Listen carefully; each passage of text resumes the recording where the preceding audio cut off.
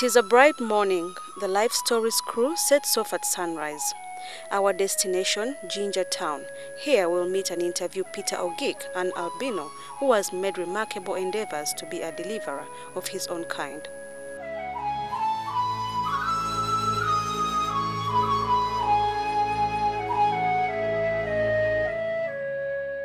Albinism is a congenital disorder characterized by the complete or partial absence of the melanin pigment in the skin, hair, and eyes. The condition results from inheritance of recessive genes, and although it is known to affect all vertebrates, albinism majorly identifies with humans. Albinism is a non-contagious, genetically inherited disorder affecting about 1 in 20,000 men and women around the world, regardless of ethnicity and geographical location. However, in parts of sub-Saharan Africa, albinos have for a long time been subject to discrimination and prejudice. Their pale white skin means they immediately stand out from the majority black population. People with the condition are innocent victims of a still widespread belief that they are in some way associated with the supernatural. In Uganda, a country where ancient myths and legends still loom large in society, albinos are not only ostracized, they are as well considered bad omen.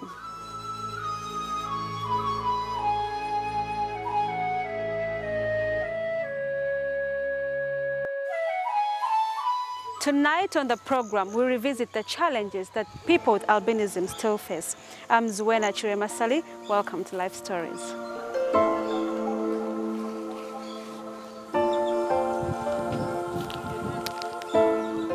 Welcome to the show. Thank you. Can you please tell us in brief who you are? Yeah, I'm called Ogik Peter. I'm born of Kisma, in Kisma, one island. Where is that found? Yeah, it's found in Ginger municipality. Okay. Yeah. Where did you grow up from? Yeah, I grew up in Ginger, particularly in that island. I grew up within that area. How many children are you? We were 5 children, but one died, and now we are 4. Oh, sorry about that. How was it growing up, you being an albino? Yeah, indeed, I cannot tell. I just discovered it when I'm grown now, how it came. However, it was not easy for me during that period when I was still young. I realized that I'm different from other people, from the other kids whom I used to be with. And first of all, I ignored it. But then came a situation whereby most of the children were not willingly to play with I. That's when I remember when I was something like 3 years, so most of the children were not associating with I. So I went on discovering other things. You felt the discrimination? I felt the discrimination. Okay. And not only that, when I continued growing, I discovered that most people, they were not even interested in our homes. They were calling it a custody home. A family with a curse. Okay. Yeah, exactly. Okay. And it became totally very difficult for me. And yeah, other any child, I started going to school, and really at school, I got much discrimination again, which I got at school. First of all, children were not very likely to associate with I. They were even though when we were in class, whenever I sit, they don't want to sit near me. They used to call me funny names like Namagoya, cheering at us. They calling me, gearing at me every time, mocking at me. He looks like this, he looks like this. And the other child, it used to hurt me. And whenever they do it to me, I came back and I used to report to Dad that as I was a school, children used to mock at me. They called me this and this. So my dad and my mom kept on, no, tell them that you are unique, you are a gift of God. Yes. You can make it than them. So I went back to them the following day. Whenever they tell me that, I could also tell them, me, I'm unique. I'm Muzungu like Azungu, so I'm very unique. Right. I'm a gift from God. Yeah, I'm a gift from God. But they told you are lying. So the most bad part of it, it was not only only the children, but also teachers. Teachers, yeah, some teachers used also to discriminate, whereby if I do some assignments, they don't mark my book. And whenever I ask why, it's because they fear to touch on my books, most especially the female ones. Wow. They think that when they mark my book, perhaps also they may give birth to a person like I. So they think that perhaps could be the process of transmitting like AIDS or like any other wounds. So I could feel disparate, you know. I feel really condemning myself that why am I in this planet? But whenever I used to go home, Daddy said, don't worry, you can make it, and even you're going to make it than them. So still I could. But a time came, I saw as if my dad is just trying to give me confidence, but I'm not seeing to comfort me. But really, in fact, I was not seeing any future. Okay. Yeah. At what age did you realize that there are other people like you? Really, first of all, as I told you, we are 5 children, and in those 5 children, I'm the firstborn. It took me a long time. The day I knew that there is someone, an albino, is to the date my mother gave birth to another albino. So I knew that we were only 2 in this universe. How old were you when she had your other sibling? Yeah, it's like I was in age of 10 years. 10 years, and you didn't know that there were other people like you out there? Yeah, exactly. When I don't know that's a long whether time. there is an albino, what. Yeah, exactly. Yeah. So how far did you go with school? Yeah, school. Right now I'm at university level, but it is a long story how I came to reach that level. Okay. Yeah, it wasn't easy in our family, but it's because I determined. Because I discovered without education, truly my life is gonna be difficult. Because in P6, that time our skin was very expensive to maintain. So every money which my dad used to get was to treat me. Because as every day that I used to go to school, I was coming back as if they poured hot water on me. And this was as a result of sunshine. So this, my dad could work hard so that he could give me some treatment, giving some injections so that I could again recover. So at that process, when I reached in P6, all things become stuck on my side, and I decided to go for fishing. And fishing still also things were not easy. Like any other business? Yeah, like any business. And imagine, I could go fishing, then I move, it's a long distance also to school.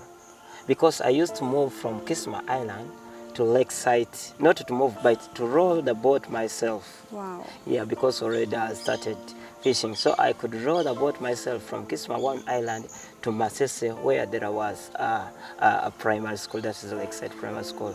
And it became really very hard for me.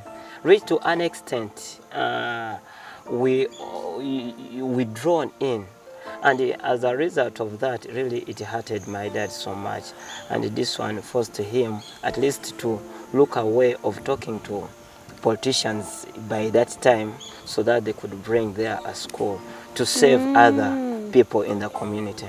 Yeah, they brought the school, and the first classroom was our sitting room in Kisma Island because of the zeal that my dad wanted, that we should have a school at Kisma. We could go for fishing and we get some money for the school fees like that. Because as the school started, still we were not the owners of of the school. Still we had to do to pay for the school fees.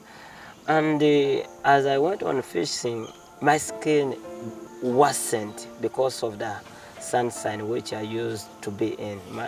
I used to expose my skin on sunshine, and as a result, my skin started developing some wounds, some wrinkles, and what have you. And I said, now the life has become very hard.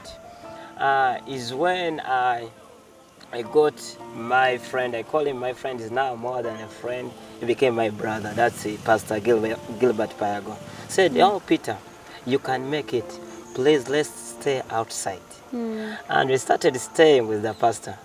The life also was not easy But what I was aiming What do you mean by outside? You started staying outside. Okay, that's the language which mainly mean if you're out of the island, we call it outside. So we moved. I moved with him from island, and I went to outland. That's Wukaya.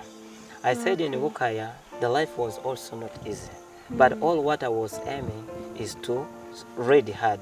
So when I came to secondary level, something like senior 3, I said, God, please strengthen me and empower me so that I could read hard and save other albinism. Because when I came to secondary level, I discovered that very many albinos who also are suffering like me, so that also they could perhaps integrate in a community like other people.